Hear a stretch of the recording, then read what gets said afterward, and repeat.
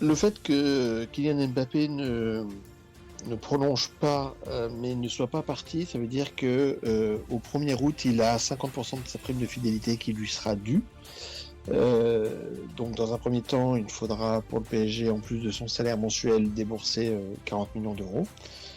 Et après, de l'issue de ce mois d'août, c'est-à-dire le dernier mois de mercato, dépendra du versement de 50 autres pourcents de la prime de fidélité, du renouvellement du contrat ou de son départ. Et en fait, d'un point de vue contractuel, aujourd'hui, le joueur est dans son bon droit, c'est-à-dire qu'il est engagé avec le club jusqu'au 30 juin 2024. Il a une clause jusqu'au 31 juillet 2023 actionnable pour une année de prolongation pour la saison 2024-2025. S'il est présent au sein du club le 1er août, il a 50% d'une prime de fidélité qui lui sera versée. Au 1er septembre, les 50 autres pourcents.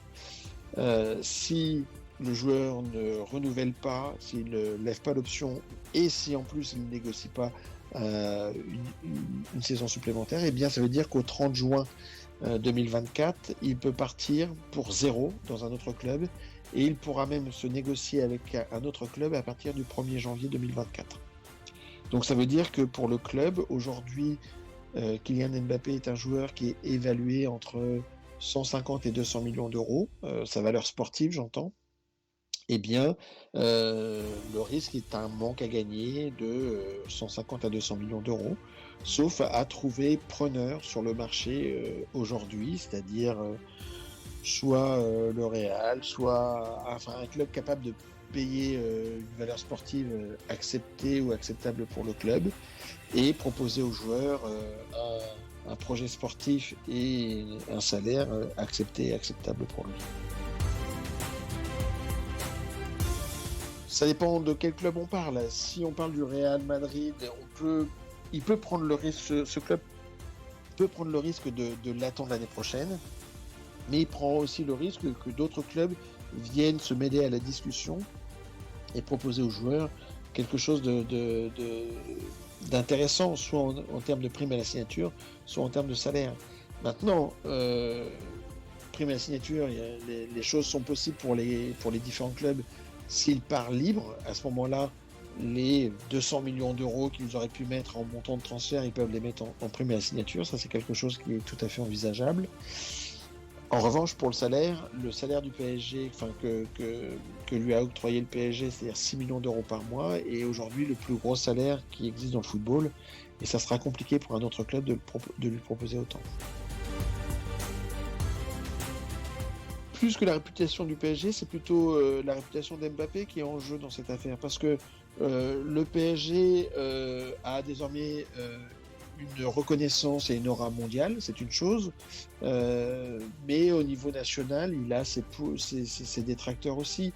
Et surtout, on pointait du doigt le fait que c'était quelque part ce qu'on appelle la République des joueurs. C'était toujours les joueurs qui décidaient. Là, sur ce dossier, le club est ferme avec un joueur fort.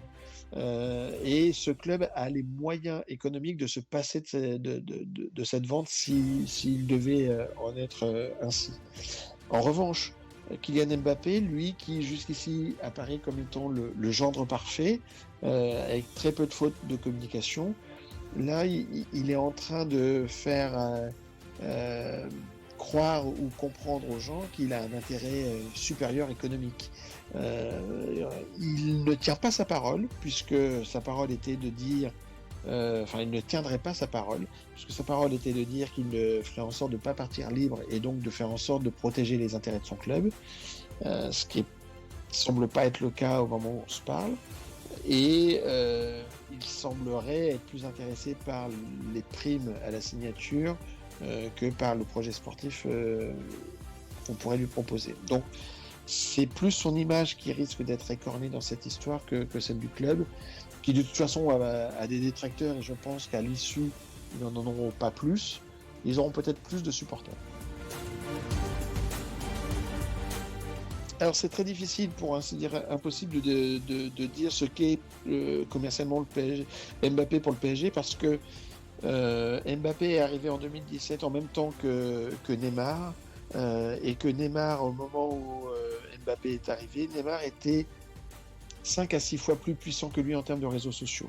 Et donc les contrats qui ont été négociés en 2017, 2018, 2019 ont été plus liés à Neymar, même si Mbappé était la force montante, il n'y a pas de débat là-dessus, mais était plus lié à Neymar. Et puis, à partir des années 2020, il est certes rentré dans l'évaluation des contrats, mais il y a eu aussi l'apport de Lionel Messi, dont on sait, et son passage à Miami ne fait que le démontrer, la puissance commerciale qu'il peut incarner et représenter.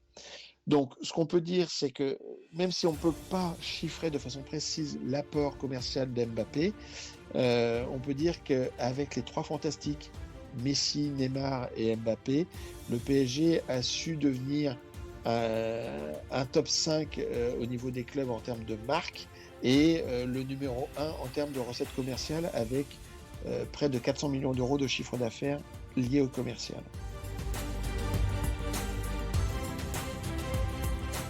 Alors, c'est évidemment pas une bonne chose pour le développement des contrats commerciaux du PSG si, après Messi, Mbappé venait à partir. Neymar, a priori, est là d'un point de vue contractuel pour les deux à trois prochaines saisons.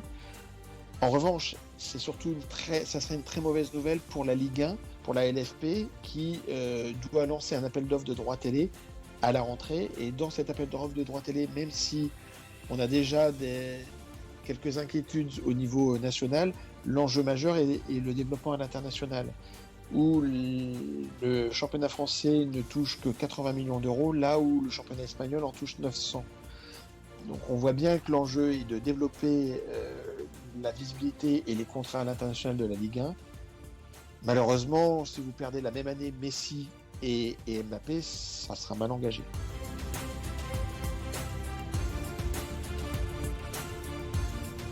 En fait,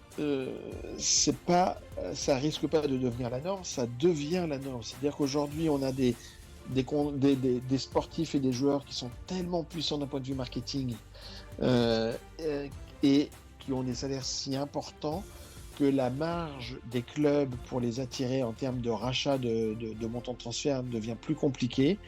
Et donc, on est en train le marché des transferts européens est en train de s'américaniser. En Amérique, il n'y a pas de montant de transfert, c'est surtout des salaires. Et c'est ce qu'on est en train de voir pour les grands joueurs.